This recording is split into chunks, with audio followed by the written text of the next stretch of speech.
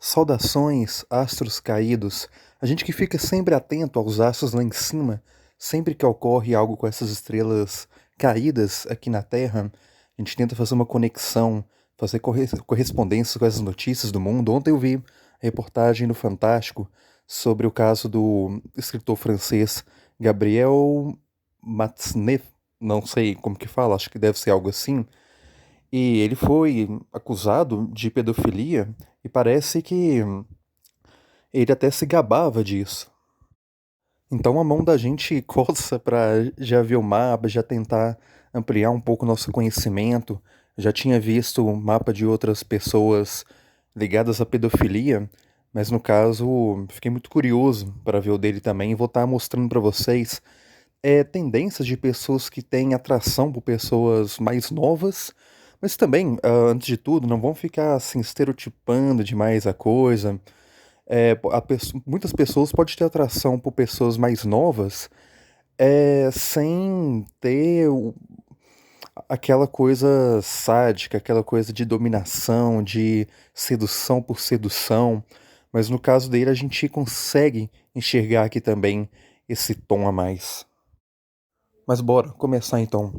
Já começo falando sobre esse ponto inicial do mapa que é o ascendente, que no caso dele está em touro, que já tem uma característica muito sensorial, e também a gente vai fazer uma conexão com a lua depois. Mas no caso dele, especialmente, está alinhado a uma estrela que traz um pouco de aspectos maléficos para a vida, que eu juro que eu esqueci, deu um branco nesse momento o nome dela, mas pode pesquisar lá, uma estrela que beira os 26, 27 graus de touro, que ela realmente perverte um pouco as coisas. E o próprio Ceres, regente de touro, está no signo oposto, escorpião, que tem essa natureza sexual muito profunda. Então ele está em queda aqui, está oposto ao signo de domicílio. Isso enfraquece também e dá vulnerabilidade sensorial a essa tendência muito impetuosa sensorial de touro.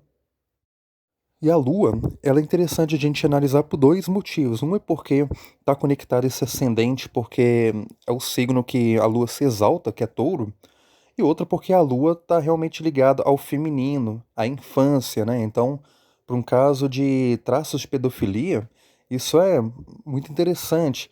E a Lua está justamente na casa de energia de touro, então esse aspecto sensorial ligado ao feminino, às jovens, fica muito realçado. E é uma Lua também que a Lua rege Câncer e ela tá no último grau aqui para chegar no seu domicílio em Câncer. Então ela tá além no 29º grau de Gêmeos, ela é muito desamparada. E as emoções ligadas ao pensamento, tudo é muito solto, tudo é muito desconexo. É uma lua muito criativa também por isso, porque os sentimentos eles ficam assim, aéreos. É como se essa metralhadora de pensamentos desse campo geminiano tivesse as emoções muito afloradas e a pessoa consegue expressar, mas falar ou pensar muita besteira. Quem tem, por exemplo, a lua nesse mesmo grau é o Caetano Veloso, pessoa super criativa. Ele fala cantando praticamente, canta falando. E, mas tem a língua muito solta também, né? E esse escritor, no caso aqui, já falando que é uma lua muito interessante para escritores, porque realmente as emoções e o pensamento se entrelaçam, tem um êxtase tão estranho que a pessoa consegue ter uma criatividade muito original, muito excêntrica. Mas ele também falava assim, tinha a língua solta, né, para falar sobre a pedofilia, pelo que eu vi. Ele se gabava mesmo, era praticamente uma apologia à pedofilia. Outra coisa interessante da gente olhar aqui é o fundo do céu, porque o fundo do céu está ligado à infância. Uma conjunção muito intensa e sexual ainda, que é de Plutão lá no fundo do céu com Marte. É uma sexualidade muito intensa. Então, principalmente o Marte, que já traz aqui uma energia leonina, está bem no início de Leão, tem aquela coisa conquistadora. Parece que ele tem até aquele desejo da conquista pela conquista mesmo. E também, Plutão, ele é um planeta do inconsciente, um planeta que pode arrastar muito traumas.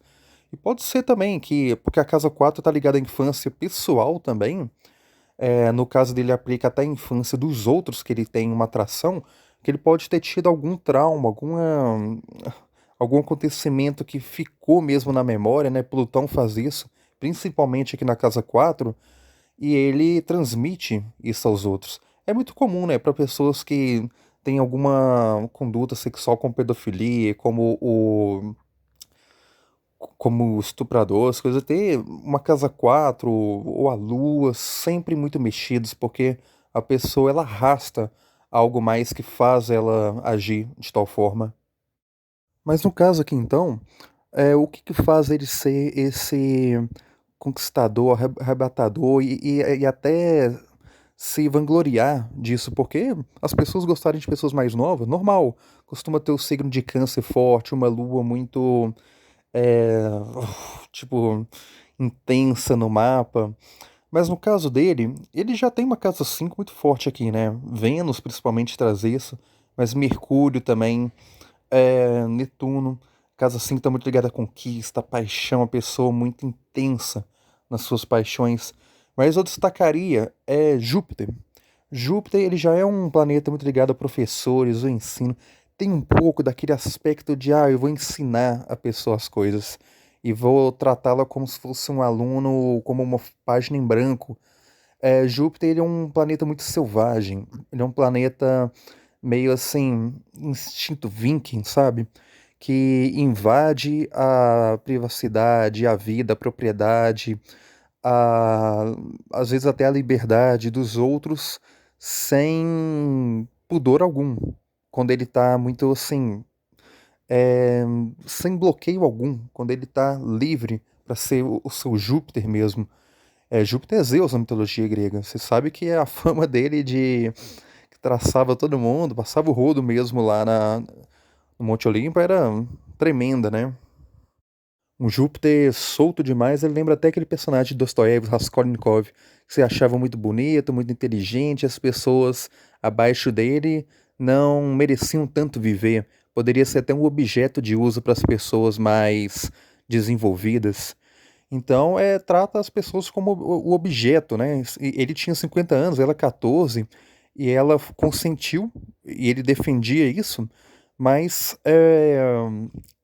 ela escreveu um livro depois denunciando que ela não tinha maturidade, ela realmente tinha uma pessoa com um cérebro muito mais dominador sobre ela. E Júpiter, voltando aqui, bom, ele é Sagitário, Sagitário está aqui na casa 8, que é a casa da sexualidade, e Júpiter aqui na casa 7 dialoga um pouco com a 8 ainda, né? Mas ele é muito solto, muito livre. Eu tinha falado no último vídeo ainda da relação de Júpiter com o amor e tudo mais.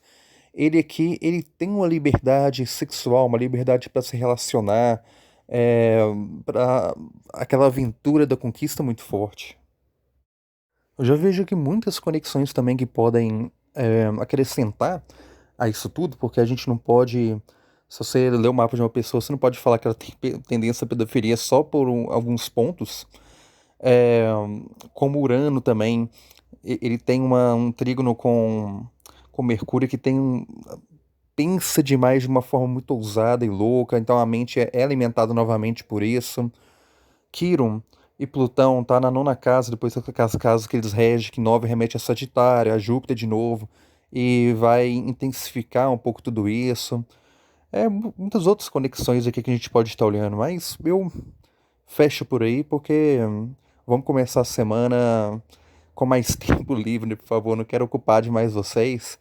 E vamos ficar sempre atento, né, a essas figuras que chamam atenção e fazer essa conexão que é super real e arrasta o céu aqui para o nosso mundo sublunar e também faz com que a gente receba um pouco o brilho das estrelas, mesmo que seja aquela estrela lá que eu esqueci o nome, que está alinhado ao ascendente dele, mas tudo faz parte, né? E se ela estiver bem canalizada, que não é o caso muito aqui, a gente pode tirar bons proveitos de tudo, é, de nosso karma, de nossos desafios e já tô divagando aqui.